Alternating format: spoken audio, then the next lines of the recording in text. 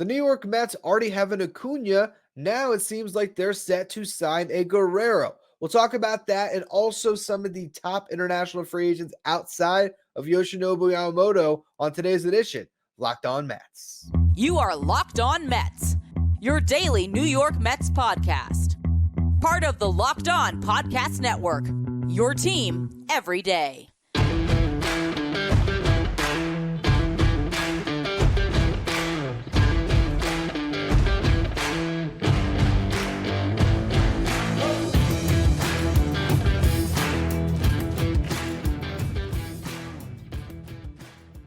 Hello to all you amazing Mets fans. You're watching Locked On Mets, part of the Locked On Podcast Network, your team every day. I'm your host, Ryan Finkelstein. If you want to find any of my work, follow me on X at FinkelsteinRyan. Also find some of my writing at justbaseball.com, where I work as the managing editor. Today's episode is brought to you by FanDuel. Make every moment more. Right now, new customers get $150 in bonus bets with any winning $5 moneyline bet. It's $150 if your team wins. Visit FanDuel.com/lockedon to get started. Now, before we get into all of the other international free agents outside of Yoshinobu Yamamoto that the Mets could explore signing this offseason, there was a report today about an interesting name that they have signed. It's not a free agent. I guess technically it is. This is an international signing when it comes to prospects. The international draft pool, which will open up in the middle of January, where the Mets can start to sign some players. And Mike Mayer of Metsmerize, and they do amazing work over there at Metsmerize. It's where I got my start. So I encourage all you to check out all the written stuff they have going on the site. Mike Mayer runs things, and he has a lot of really good sources. And he found out that the Mets are signing Vladi Miguel Guerrero, one of Vladimir Guerrero, Hall of Famer, one of his sons. Okay, obviously, the most notable of his sons is the one that is starring in Toronto with the Blue Jays and Vladimir Guerrero Jr. This is another Vladi Guerrero, but it's Vladi Miguel Guerrero, which I imagine he'll just go by Miguel Guerrero when he gets to the big leagues, if that's a definite. But if he gets to the big leagues, I'm sure it'll be Miguel Guerrero regardless. This is an exciting potential signing for the Mets. I can't sit here and tell you this guy is the next Vladdy Jr. I can't say he's going to be awesome, but it's a notable name and a name that, I'm sure had a lot of suitors to go decide where he wanted to sign. He picked the Mets. He's 17 years old. Unlike his brother or his father, he's a lefty. Watched a video of him hitting home runs at Lone Depot Park, or I guess back then it might have been Miami Marlins Park. And with a metal bat, he looked awesome. Okay, kind of look like when Juan Soto gets into one. But 17-year-old, I'm not going to spend too much time breaking it down. It was exciting, though, for sure, to see that the Mets have a Guerrero. They have an Acuna. Be nice if they got a Soto this offseason. They almost had Soto's little brother at one point. He ended up with the Nationals. But still an exciting little piece of Mets news. Let's get to the meat of the show today, though, which is the international free agents that are out there. Yoshinobu Yamamoto has gotten a lot of runtime on Locked On Mets, but there are other free agents that are hitting the market from the international market here that are of interest, and we're going to begin with the guy I think the Mets should most be looking at outside of Yamamoto, and that is Shōta Imanaga. Now, this is not going to be an ace, but then you look at his numbers, and he had a 2.80 ERA this past season, 148 innings pitched. He struck out 10.6 batters per nine. That is better than Yamamoto's strikeout rate and better than Kodai Senga's strikeout rate in his last year in the NPB. He also kept his walks down, walks at 1.5 per nine. So a little more control than Kodai Senga, potentially pounding the zone a bit more. Really good strikeouts. He's a lefty. It's a really interesting arm. Imanaga is at this stage right now where I think he's more viewed as a potential number 3 starter than a frontline guy, but there was also some talk last year that Kodai Senga was not necessarily a frontline guy, and he proved to be. So it's not to say that it's apples to apples and he's definitely going to translate the same way, but if you're the Mets this offseason, you need to add 2 arms. Imanaga is a really interesting option here that the Mets should absolutely be pursuing. And if so many teams are focused on Yamamoto, and I'm not saying the Mets shouldn't have their focus there because they should, Imanaga is a guy you want to make sure you're checking on and keeping your tabs on right now because he would be a really nice fit. I don't know if they're going to go the all Japanese rotation and have Senga, Yamamoto, and Imanaga. It feels like that would be pretty unrealistic. But if you miss out on Yamamoto and you have a chance to sign Imanaga, it's definitely the pitcher that I would be most interested in of all the names we're talking about today because it's a starter. A lot of the guys we're going to go through are relief pitchers. Imanaga is a guy that I am pretty confident is going to be able to go out in the big leagues, and whether or not he reaches the absolute ceiling of being a great number 3 or even better, I think you're at least going to get innings, like quality MLB innings. If you're looking at your rotation, let's just say you strike out on Yamamoto and you make a trade for someone else to slot in next to Senga top the rotation. If you have 2 lefties in the middle of your rotation in Quintana and Imanaga, I think you're in a good place, and Imanaga would be on a longer-term deal that would have him as a fixture in the rotation for more years to come beyond this upcoming season, which is all you have control of Quintana under his current contract. He's older than Yamamoto. He's 30, so it's obviously not a guy that you're going to want to sign to a 7-8 year deal. But I don't think he's going to get that in this market. I think he probably gets like a really nice 3-year contract potentially here. And I think the Mets should be absolutely in. But he is not the only of the international free agents that the Mets can be in on. There are some relievers. There's also a potential center fielder. So what we're going to do next is we're going to discuss some of the rest of the market, beginning with Jung Lee, which is the one position player we'll be looking at today. Before we get into Lee, though, today's episode is brought to you by FanDuel. Score this NFL season with FanDuel, America's #1 sportsbook. Right now, new customers get $150 in bonus bets with any winning $5 moneyline bet. It's $150 if your team wins. If you're thinking about joining FanDuel, there's no better time to get in on the action. You got the NFL season, you got college football, you got the NBA with their in-season tournament. There is always something to watch when it comes to sports each night. And if you want a little extra betting interest, go to FanDuel. The app is so easy to use, and there's just a wide range of betting options from the spread, the player props, to over-unders, and more. And again, remember, if you place that $5 moneyline bet and you win, you're going to get an extra $150 in bonus bets. So visit FanDuel.com/lockedon and kick off the NFL season with FanDuel, official partner of the NFL. Locked On has launched the first ever national sports 24/7 streaming channel on YouTube. Locked On Sports Today is here for your 24/7 coverage of the top stories of the day with local experts of Locked On, plus our national shows covering every league. Go to Locked On Sports Today on YouTube and subscribe to the first ever national sports 24/7 streaming channel. All right, so let's look at Jung Lee, the next international free agent of interest for the New York Mets. Lee is an outfielder. He can play center field. He's won 5 Golden Gloves. He has the arm to go play right if you wanted him to. So for the Mets, in this case, if they were to pursue Lee and sign him in free agency, to me, it would be, for one, an admission that Starling Marte might not ever be the same. Because I think he would then be your right fielder with Brandon Nimmo staying in center. Then you, I guess, would push Marte into left where he'd be in some form of platoon with DJ Stewart, where it's probably just whoever's healthy gets to play. It would make some sense. Lee is a really good contact hitter. His career average in the KBO is .340. His on-base percentage is .407. Doesn't have a ton of slug to his game, although he did hit 23 home runs during the 2022 season, but that was one of 2 times in his career where he's actually eclipsed double digits in home runs. The thing is, he's 25. So it's not to say he's a finished product. This guy could still develop a little bit more. He could tap into more power. Arm Layton, who works with me over at Just Baseball, does really good work on prospects and has also been doing a lot of deep dives into these international free agents this offseason. He's got an article that I think we're going to probably post it today, if I'm not mistaken.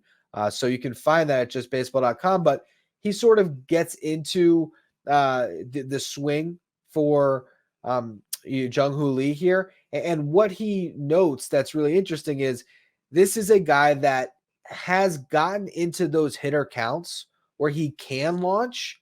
And all of a sudden you see an increase in his launch angle where he starts to drive the baseball with a little bit more authority. He's a really good hitter in that regard. He had a comp here. Who was it? I think it was Alex Bregman, as far as just being able to find the right pitches to try to launch on, improve that launch angle, and drive the ball out of the yard. So Jung-Hoo Lee is a really accomplished hitter that, he also gives off some Luis Arraez arm notes here because of his just great control of the zone, great control of his bat, being able to put bat on ball in any count. If he's in a 2-strike hole, he still doesn't strike out. He had a great stat here. I want to find it because it was, over the last 245 games that he's played, this is including the World Baseball Classic, Lee has struck out just 57 times. That is a strikeout rate of 5%. And he says in this even further, only 22 of those 57 are looking. 9 of the called third strikes were outside of the zone. So you even make that smaller. So a really great command of the strike zone, a really athletic player who hasn't necessarily tapped into his speed on the base pass much, but utilizes it great in the outfield. And again, he develops, still at 25, there is room for development. He develops. There's still room for development. They don't steal a ton of bases in the NPB. So coming over here with the bigger bases, all these new rules, he might all of a sudden pop off and swipe 20 bags. It's not expected, but it could happen. Jung-Hoo Lee has a very high floor. And I think my only concern about him is what the market's going to be, because I could see him developing a market that maybe overpays him a bit because there's just not a lot of talent here. He is hitting free agency at the right time. But if you're just talking strictly fit, I would really like this fit. If you're looking at outfielders on the market that the Mets would sign to a multi-year deal, I don't think there's anybody else I'd want to see the Mets sign. I don't want to see them sign Teoscar Hernandez, where I'm not even positive how much longer he's going to stick in the outfield, or Jorge Soler, who's proven that he can't stick in the outfield. Guys that have some promise to hit the ball a long way, but long term, if they're on a multi-year deal, I just don't know how much they're going to help my actual outfield defense. With Jung-Hoo Lee, you're going to get that. So you'd have him and Nimmo for the foreseeable future patrolling the outfield. That would be really promising. He's got a really good contact-oriented approach. So now you'd have another guy similar to Jeff McNeil in that respect in your lineup that you're not expecting to strike out much, put the ball in play. The Mets have to add power to their lineup as well this offseason. And so he doesn't really satisfy that. But if you're just strictly looking at the fit, he does fit the Mets better than most free agents. They haven't really shown much interest in him, though. And I think it's because of what I've been discussing on this show since the end of the season, that this is not a team starved for position players. Yes, if they went out and they traded for Juan Soto, that is changing the entire face of your franchise potentially for a decade. It's a different story. When you're just looking at putting together a team that can compete next season, position players just aren't at the top of the list, particularly in this free agent market. They have to focus on pitching. I think they are focusing on pitching. But if you're keeping an open line of communication on all these guys, Jung-Hoo Lee is a really interesting free agent that should not be overlooked, because if the Mets signed him, it would significantly improve their outfield next season. You go into next year and you have Nimmo in center, Lee in right, Marte's defense would probably play up even better in left field. His arm in left would be amazing, but it's just a matter of how much he stays on the field.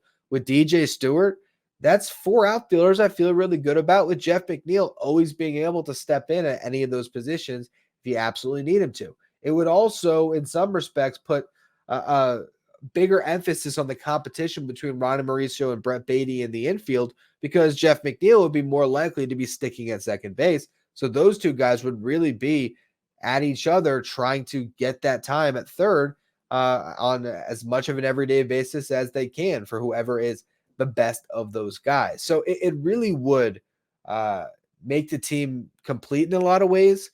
I just don't foresee it happening, and that's why I haven't spent much time on it. But today, as we're exploring the entire international market, it felt like a disservice to not spend a whole segment on Lee, because that's how good he really could be next season.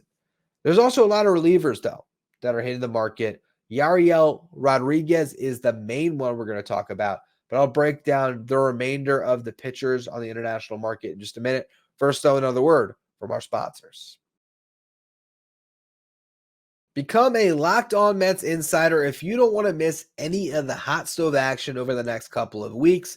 Locked On Mets insiders are part of our texting service where you get updates from me about everything going on at the Mets, as well as anything that I want to talk about from the show. If I have a hot take I want to test out on the insiders before I bring it to the mic, sometimes I do that. You can also ask me questions anytime, and I'm always open to answering any questions you might have or receiving any feedback. So appreciate all of you who subscribe. Head to the episode description to join, or go to subtext.com/LockedOnMets.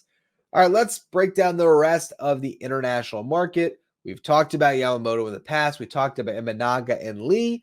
Now we get a little bit further down, and we'll start with Yariel Rodriguez. I think he's probably the best impact guy left here. In 2022, pitching in the NPB, he had a 1.15 ERA. He also pitched for Team Cuba in the World Baseball Classic, made a couple of starts, pitched to 2.45 ERA, was very good in that tournament. Now you're looking at what he would bring to the Mets. And again, 1.15 ERA as a relief pitcher is pretty damn good. He won the Central League Most Valuable Setup Pitcher that season. He spent 3 years in the NPB and altogether pitched to a 3.03 ERA while striking out 9.7 batters per 9. He tried to make the jump to the big leagues last year, but he was still under contract, and they did not let him out of that contract. So he basically just sat out for a year, and now he is finally a free agent. He is one of the top setup men available. I would love for the Mets to sign him. You pair him with David Robertson as your big bullpen additions, and the Mets will be going a very long way to getting those bridge guys you need for Edwin Diaz next season. So Rodriguez, definitely among the top relievers on my list here. Now you get to a guy that has not been posted from what I could see, but has closing experience. That is Yuki Matsui. He has had a 1.57 ERA this past season, or 57 and a third innings pitched. He has 236 games saved in the NPB. He's eclipsed 30 saves in 7 different seasons. He's a left-handed pitcher. He has a 2.40 career ERA. So Matsui would be an awesome ad. I just don't know if he's going to get posted, and I don't know if he wants to close still. It would be interesting for a team to sign this guy and make him their closer, but that could be sort of the way they land him. If you have a team like the Tigers have been weirdly aggressive this offseason, if they were to go after Matsui and say, hey, you could be our closer next year, that might push a signing across more than a team like the Mets that have a closer entrenched. So I'm still not sure if he'll be posted or if he'll want to be a setup man. So that's why I think Rodriguez is the more likely fit. And we'll stay on relievers, although I don't necessarily think that this guy is a better potential option than our final arm we'll discuss. But to stay in the relief realm here, Woo Suk Go is available. And I don't know if I pronounced that correctly. If I did, I'll tell you what, Mets fans would have a field day with that name if he was bad in a Mets uniform. But Go had a 3.68 ERA in the KBO last year, and he struck out 12.1 batters per 9. Over the last 4 seasons, he has reached double digits in strikeout per 9 each year. And he had a sub-2 ERA twice, once in 2019, once in 2022. He's a 25-year-old relief pitcher who was posted, so he'll probably sign somewhere. I'm not too intrigued by it. I wouldn't look at Go as a guy that you sign and you think, oh yeah, he's definitely a setup man. But as someone who is trying to translate to the big leagues, he should be a relief pitcher at least that you can go to for some innings. I just don't know how good he's actually going to be going from the KBO to Major League Baseball. It's a tough jump for him to make. All right, the last pitcher to discuss, Naoyuki Uesama. Now, this is a starting pitcher. So that's why I think he is more valuable than Go would be. But, he's definitely not an Imanaga tier. He's a tier below that. He's more of a back-end starter. With that said, his numbers are pretty good. 2.96 ERA in the NPB. That was over 170 innings pitched. But he only struck out 6.6 batters per 9. His whip was good, 1.14. So he was limiting hits. And he wasn't walking a ton of guys, 2.2 walks per 9, kept the ball in the yard really well on top of that. And he's just been a good pitcher in that league for a long time. Dating back to 2017, he has kept his ERA below 3.50 in each season. And he's eclipsed 160 innings pitched in each of the last 3 years. So if you're looking at a guy that would compete with Tyler McGill, Joey Lucchesi, Jose Butto at the back end of that rotation, but someone who probably has a bit of a better floor, I think Uesama would be a nice add. Not the top of my list, but if the Mets signed him, I would think that it was a pretty good addition in a market that just has so many teams eager to add starting pitching. Uesama is a guy that is a starting pitcher that I think you can at least have some pretty, decent hope in to be able to give you 150 innings. Now, is that 150 innings at a 2.96 like he had this past year? I mean, it's actually 170 innings at a 2.96. I don't think so. But if he gave you 150 innings at a 4.3 ERA as your fifth starter, that would be extremely valuable. It was a lot more valuable than what the Mets were getting from their back-end starters this past season. To sum it all up, though, Yamamoto is the prize on the international market. That's why every team is in on him. But there are other really talented pitchers that are out there that could be attained. Imanaga would definitely be a middle of the rotation guy in my eyes. And you look at Imanaga or like Seth Lugo, who we discussed on yesterday's show, and I'd be very intrigued to go the Imanaga route because he's a little bit younger. And you still don't know. Like, he might have a higher ceiling. There could be more he taps into. So I do think that is a target the Mets should absolutely be in on. Yariel Rodriguez for their bullpen seems like a nice fit. Those other arms we discussed, are certainly not bad additions.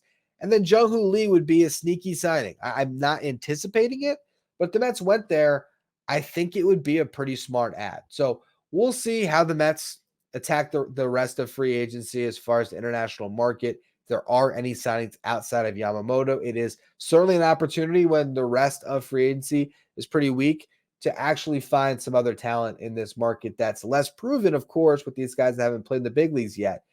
But there's always that chance that one of these guys can pop and you end up with a player on a steal of a contract. So we'll see. We'll see what happens. That's going to be all, though, for today's edition of Locked On Mets. Tomorrow's show, if there is no news to discuss, we're going to rank the top players on the Mets roster. This was a suggestion from one of the Locked On Mets insiders, and I think it'll be interesting to see which of the players on the Mets roster is the most valuable, and we'll go all the way through the entire roster. So it should be fun to really put the Mets' current players to the test and see who are the best guys they got right now. So if you don't want to miss that episode, make sure you follow wherever you get your podcast. Subscribe if you're watching on YouTube and want to make a push to 10,000 subs. So appreciate all of you who are hitting that subscribe button. You can follow me on X at Finkelstein Ryan. Follow the show at Locked On Mets. And you now can check out the first ever 24/7 streaming channel on sports with Locked On Sports Today, breaking down all of the stories around the sports world right now with local experts covering each individual team and our league experts covering the best of the action all together. So make sure you find Locked On Sports Today when you're on YouTube.